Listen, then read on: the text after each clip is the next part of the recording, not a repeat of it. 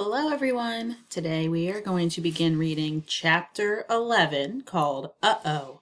And some exciting news for today is that we are actually going to finish book 1 of the Roscoe Riley Rules series. So stay tuned. Chapter 11. Uh-Oh. I yanked on that chair. I tugged. I pulled. I whirled around like Goofy chasing his tail. Gus and Dewan and Coco and Maria tried to get up too. But those chairs were stuck to our clothes permanently, just like the glue label had promised. Uh-oh, I said really softly. No one heard me except Gus. All the kids were too busy screaming about their baubles and running around like crazy people. Parents were dashing all over to see what all the fuss was about. Coco's dad was recording the whole mess. Hello, everyone. Today is an exciting day for our read aloud because we are actually going to finish our first book in the Roscoe Riley Rules series by reading chapters 11, 12, and 13 today. So here we go. Chapter 11. Uh-oh. I yanked on that chair. I tugged. I pulled. I whirled around like Goofy chasing his tail. Gus and Dewan and Coco and Maria tried to get up too. But those chairs were stuck to our clothes permanently, just like the glue label had promised. Uh-oh, I said really soft. No one heard me except Gus. All the kids were too busy screaming about their baubles and running around like crazy people.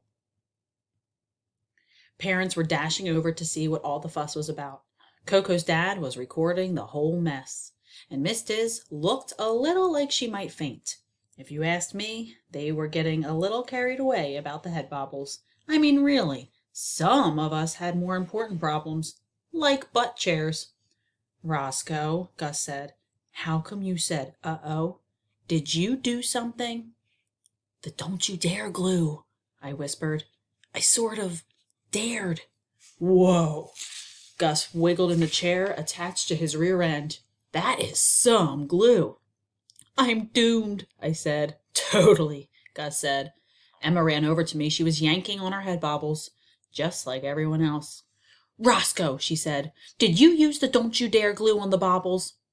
That Emma, she knows me so well. Roscoe Riley, Coco yelled. This is all your fault. You are the one who handed out the head baubles. Mommy, Hazel said, is Roscoe going to time out? Roscoe, Miss Diz said. Roscoe, said Mom. Roscoe, said Dad. I could hardly hear them, what with all the screaming. Roscoe, Miss Diz said again, louder this time. Is there something you'd like to tell us? What have you done to my Coco's beautiful head? Coco's mom screamed. I started to answer, but just then Coco ran by. Actually, Coco and her chair ran by. Get it off me, she screeched. That girl really has a great pair of lungs. I tried to stop her so I could explain everything.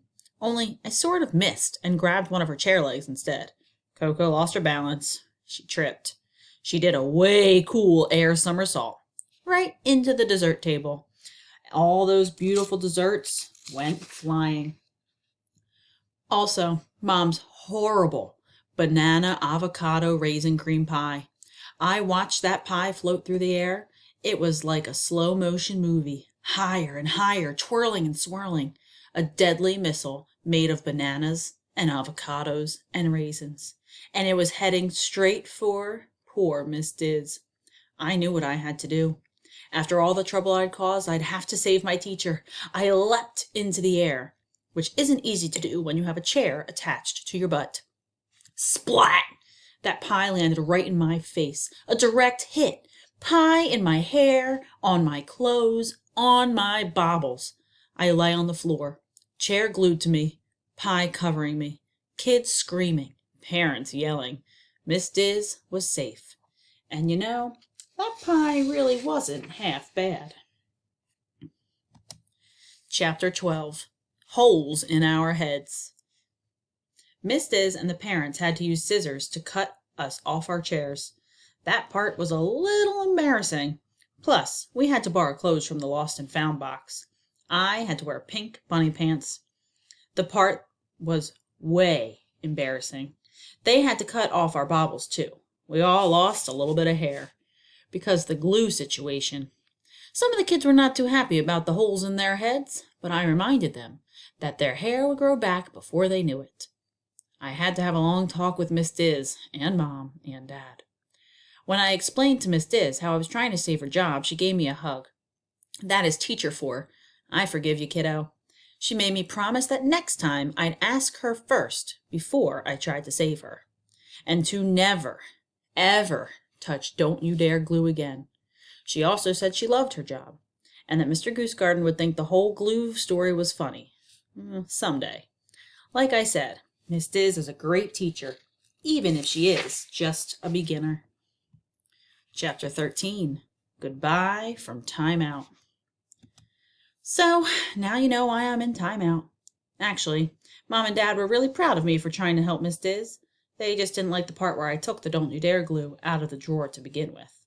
Now that I think about it, I can see their point. That glue is way sticky. Anyway, thank you for hanging out with me. It's been nice to have some company. Here come Mom and Dad now. I'm going to tell them again how sorry I am, and then maybe we'll go to the barber shop to fix my bald spots. Now I know how my dad feels, but first, we'll have a big hug. That's the best part of Time Out. And that is the end of Roscoe Riley Rules, book number 1, Never Glue Your Friends to Chairs. Next time we read together, we'll begin the second book.